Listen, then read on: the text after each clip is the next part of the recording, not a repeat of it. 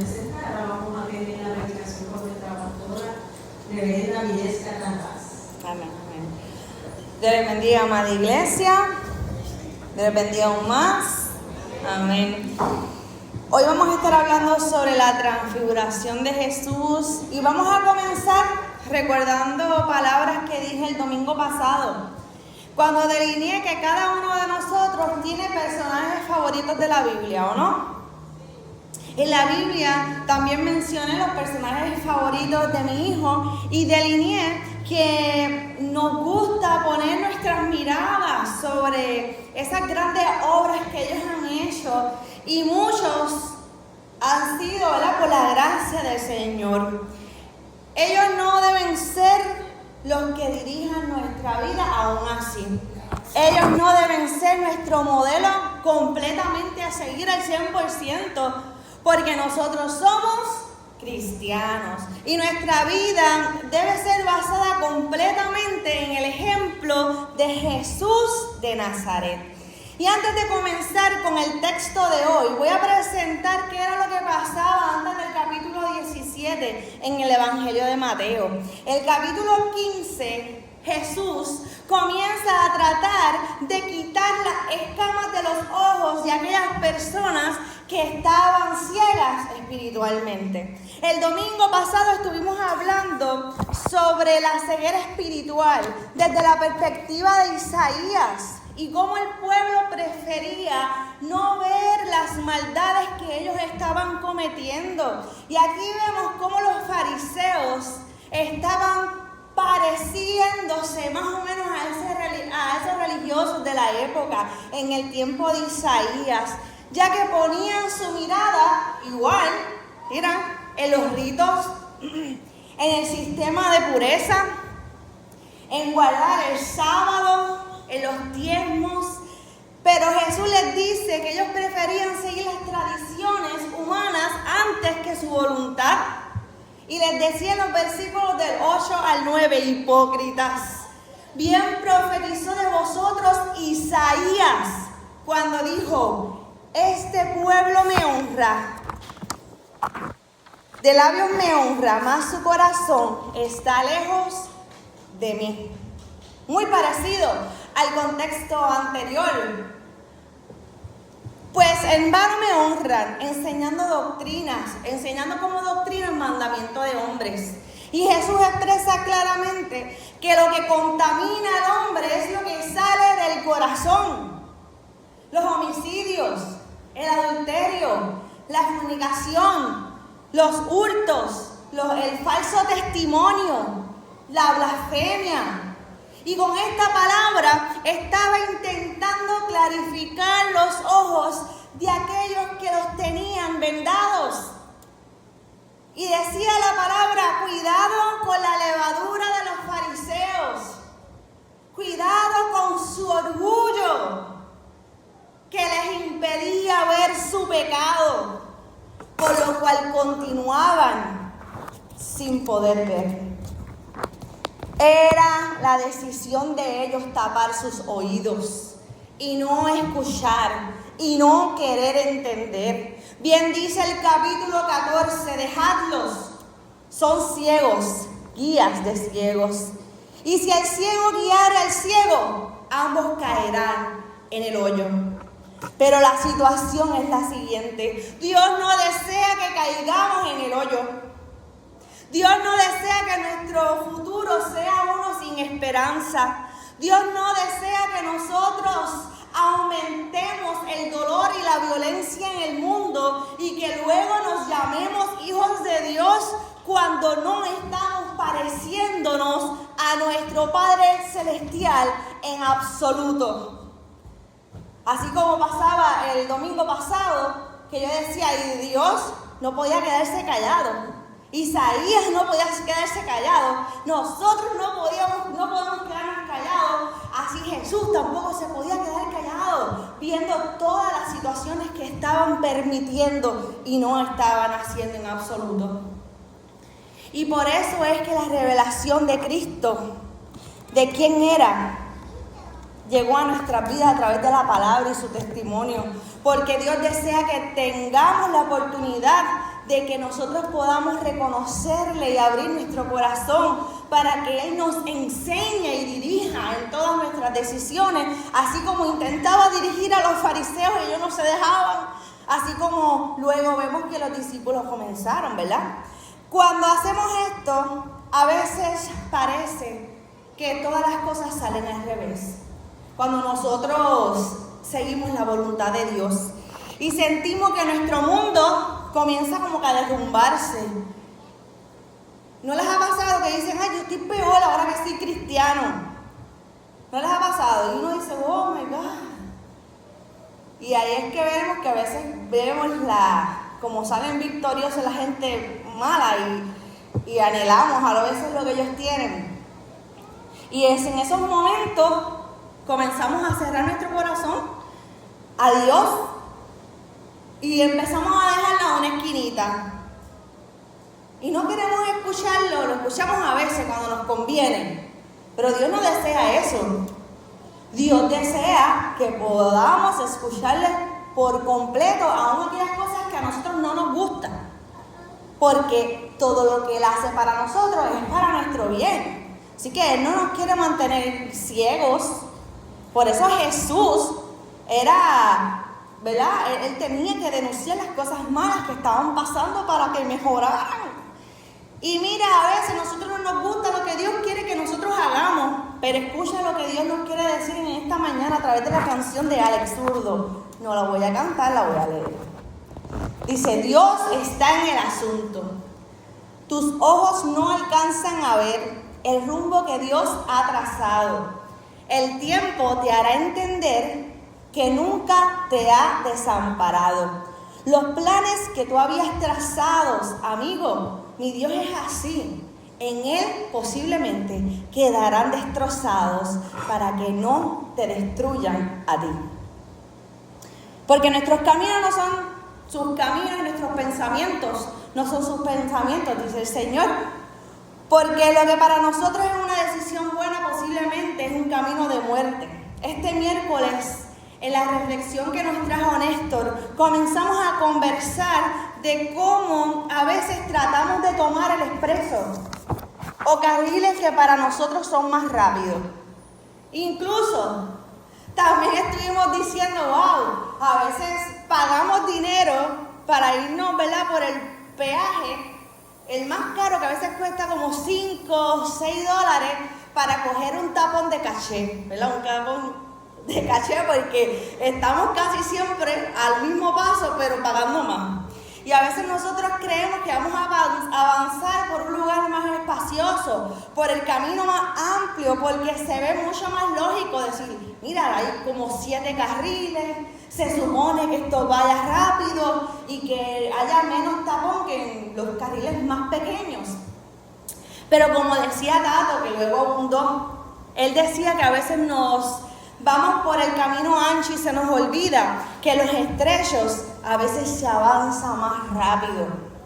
Creemos que va a pasar todo lo contrario, pero al final no necesariamente lo que vemos y creemos que va a pasar, va a pasar. Por eso mismo es que permitirle a Dios estar en nuestros asuntos es necesario. En momentos dados podemos estar ciegos espiritualmente, pero cuando comenzamos a caminar poco a poco, Dios va dirigiéndonos, tomándonos de la mano y asegurando cada paso que nosotros estamos dando. Y como yo le decía a mi hijo en un momento dado, Dios es paciente. Todos nosotros aquí hemos seguido nuestra voluntad en momentos dados, a lo mejor no completa, y hemos permitido, ¿verdad?, que nuestra mente tome una posición más privilegiada que lo que Dios nos está pidiendo. Y Dios nos asegura que cada paso que nosotros damos, aunque parezca contraproducente, va a llevarnos a la victoria. Por eso mismo es que aunque no veamos hacia dónde Dios nos está enviando y no sepamos lo que Él está pensando, ser obediente a Él debe ser nuestra prioridad. Y Dios es paciente. Dios es paciente. Mira, le hablaba a los fariseos, ¿verdad? Y trataba de quitarle las escamas a ellos. Los discípulos, ¿qué pasaba con ellos? Los discípulos estaban siguiendo a Jesús. Y Jesús fue paciente con ellos. Y les fue, mostrando el camino poco a poco. Yo le decía a mi hijo, en un momento dado, que él estaba preguntándome muchas cosas. Y yo le decía, él me decía, bueno, pero es que Dios puede hacer esto. Y yo dije, Daniel, lo que pasa es que Dios nos habla según nuestro entendimiento. O sea, no nos muestra todo de cantazo, porque a veces no vamos a poder soportarlo. Él va como cuando uno es bebé, que va dándonos comida poquito a poco, hasta que de momento comemos arroz con habichuela, pollo. Va poco a poco asentando nuestro estómago espiritual. Y yo le decía a él, mira, pasa como, no sé si han visto la película del jefe bebé. Los muñequitos del jefe bebé, ¿no? Pues tienen designación ver el jefe bebé para que entiendan el punto que yo le dije. El jefe bebé son unos muñequitos, ¿verdad? Que son bebés, que tienen una empresa. Y ellos llegan a la familia y tú los ves a ellos que son como adultitos. Pero cuando están junto a sus padres, cuando están con los adultos, ellos están son bebés. Pero cuando están fuera de la división de sus padres y de los adultos, son que dame el maletero, dame los $100, ¿viste? Son grandes. Y entonces, cuando un adulto ve al bebé actuando como un adulto, tú lo ves que se duermen, mira, y se trastornan mentalmente y quedan mal. Y entonces le decía a mi hijo, para que él pudiera clarificar, a veces nosotros, si Dios nos dice todas las cosas, a veces podemos tornarnos así porque no estamos preparados para recibir toda esa información. Así que Dios es tan misericordioso y Dios es tan paciente que poco a poco nos va dando lo que nosotros necesitamos para ese momento seguir creciendo. ¿Viste? Tenía que ponerle algo de muñequito para que me entendiera. Así que Dios no desea que nosotros, ¿verdad? Nos perdamos en la dirección que Él nos quiere dar. Él desea que podamos poco a poco descubrir su plenitud, poco a poco que podamos tener esos cambios de pensamientos y actitudes para poder llegar a lo que Él espera de nosotros. Y los discípulos estuvieron con Jesús, fueron testigos de las observaciones que les hizo a los fariseos y a aquellas personas que estaban fuera de la voluntad de Dios y decidieron caminar por el camino que Jesús les estaba mostrando. Pero ya en el capítulo 16 vemos que se está acercando la crucifixión, por lo que en mi opinión Jesús entendió que era el momento que ellos pudieran decidir y decir por sí mismos quién era Él, ¿verdad? Ya Él le ha dado como que tú sabes, le ha dirigido. Vamos a ver qué ellos piensan de mí. Y dice en el capítulo 17, del 14 al 20, dice, ¿quién dice los hombres que es el Hijo del Hombre? Y ellos dijeron, uno Juan el Bautista, otros Elías, otros Jeremías, o alguno de los profetas. Él le dijo, ¿y vosotros? ¿Quién decís que yo soy? Y respondió Simón Pedro, tú eres el Cristo, el Hijo de Dios viviente. Entonces Jesús le respondió, bienaventurado eres Simón, hijo de Jonás, porque no te lo reveló ni carne ni sangre, sino mi Padre que está en los cielos.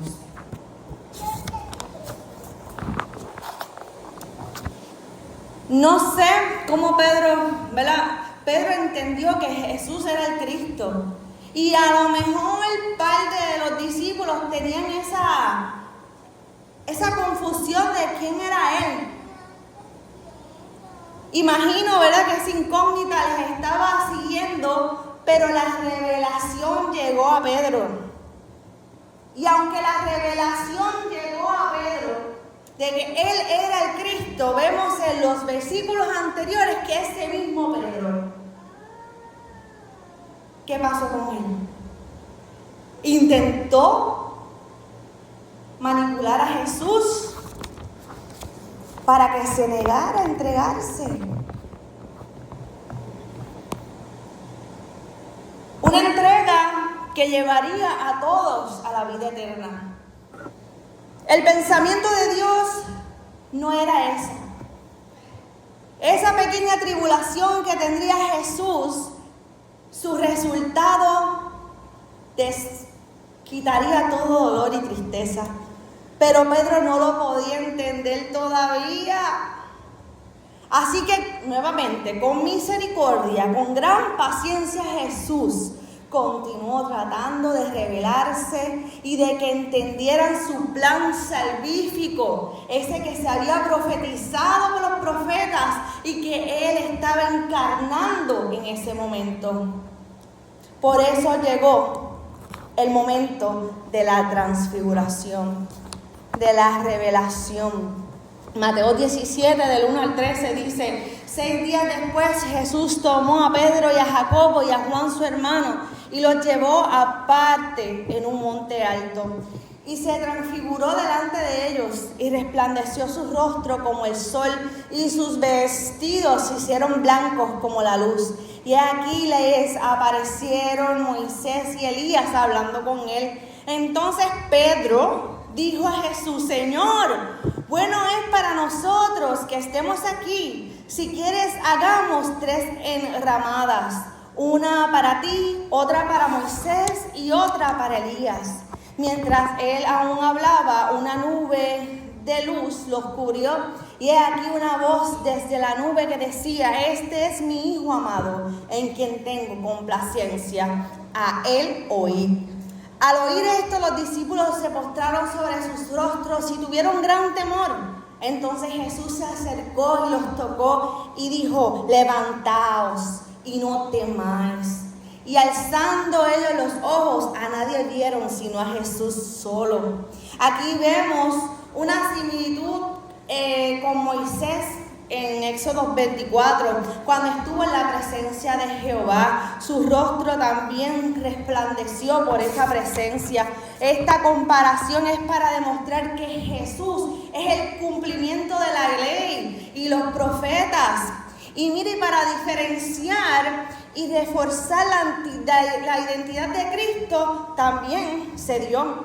Moisés sube al monte, Jesús sube al monte. Moisés ve la gloria de Dios, pero mira, en Jesús se revela la gloria de Dios. El rostro de Moisés brilla por haber estado con Dios. El rostro de Jesús brilla porque Él es Dios. Moisés refleja y Jesús revela su identidad. Lo que en Moisés fue un reflejo, en Jesús fue esencia. Moisés mostró que había estado con Dios. Jesús mostró que Él es el Hijo amado de Dios. Y mira, vemos cómo esta transformación en el original griego se llama metamorfosis, que implica un cambio profundo en forma. En sentido principal es que Jesús en esa escena muestra su verdadera gloria, su esencia divina, más allá de la presencia humana que tenía. Es un momento de revelación donde se cruza lo terrenal y trasciende y se invita a los discípulos a ver la realidad con los ojos de la fe. Dice para el teólogo Raymond Panikkar, la transfiguración de Jesús es un momento clave donde se revela la dimensión divina oculta en la persona de Jesús. Panikkar ve la transfiguración como un símbolo de unión entre el humano y lo divino, y también como un momento de epifanía, donde la realidad última se muestra no solo para los discípulos, sino para toda la tradición cristiana. En ese sentido, la transfiguración invita a ver más allá de las apariencias y a entender que la vida de fe es una invitación a descubrir esa luz que transforma.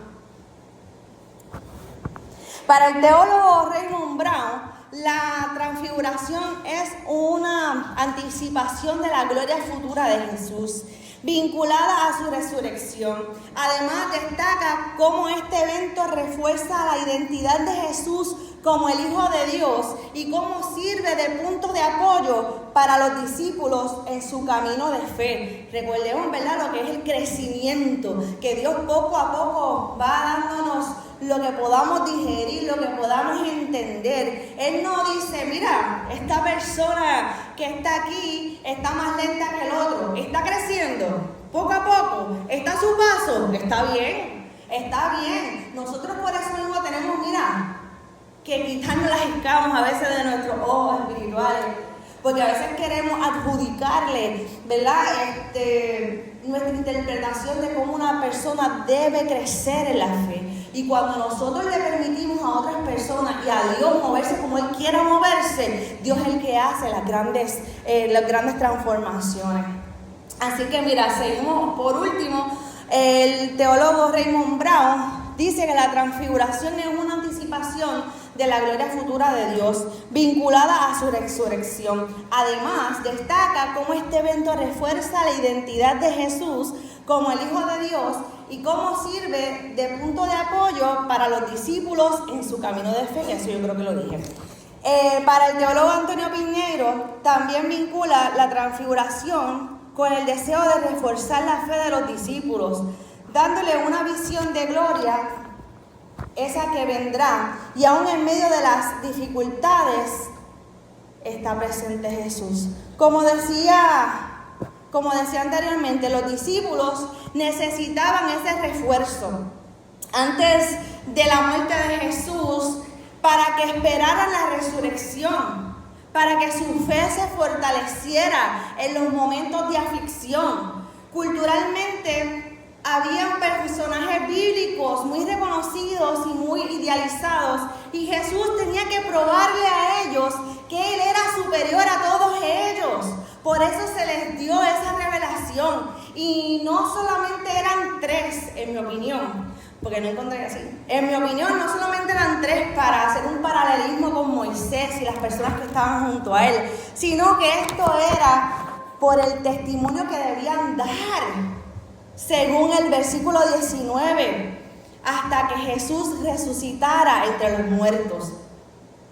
Por lo que debían cumplir entonces con la ley de los 3 testigos, de 2 a 3 testigos, según Deuteronomio. Dice, por boca de 2 o 3 testigos se decidirá el asunto. Jesús necesitaba que pudieran discernir y recordar que Él era el camino, la verdad y la vida, y que nadie venía al Padre sino a través de Él.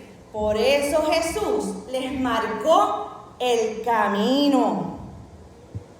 Y yo les pregunto, ¿qué enramadas hemos estado forjando hoy? ¿A quién hemos puesto a nivel de Dios o por encima de Dios?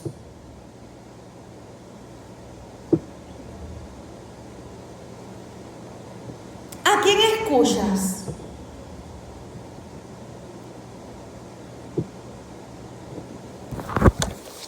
Piensa en un momento dado, ¿a quién le dedicas más tu tiempo? ¿En quién piensas la mayoría del tiempo?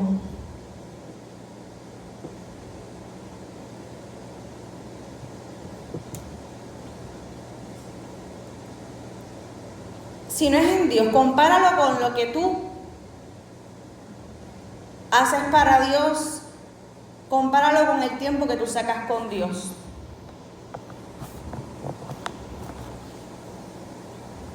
Él está en primer lugar.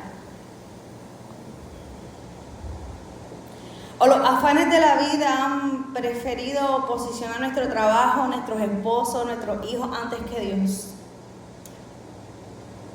Y conste, no dije antes que la iglesia, dije antes que a Dios.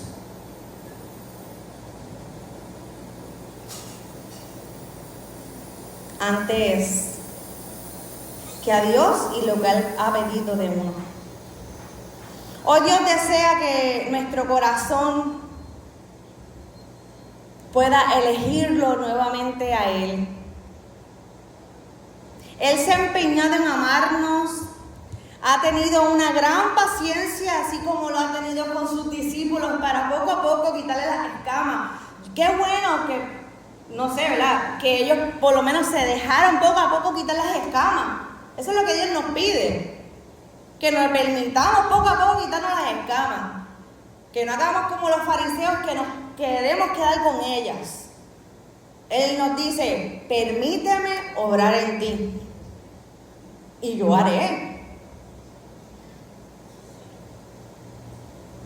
Él se ha ido revelando poco a poco a nosotros para mostrarnos como a los discípulos lo que estamos haciendo mal o lo que nos falta por hacer y nos ha pedido y no queremos haber hecho. Si hoy deseas reafirmar tu fe y que Dios puedas escuchar de tus labios que le sigues permitiendo hacer una transfiguración de tu vida, hacer un cambio de pensamiento, un cambio de todo lo que Él tenga que hacer, yo te pido que cierres sus ojos y sea que lo digas por tus labios o sea que lo digas dentro de tu corazón, repite conmigo: Señor, hoy sigue transformándome, abriendo mis ojos para entender tu revelación. Ayúdame y permanece en mí como lo primero en mi vida. En el nombre de Jesús. Amén.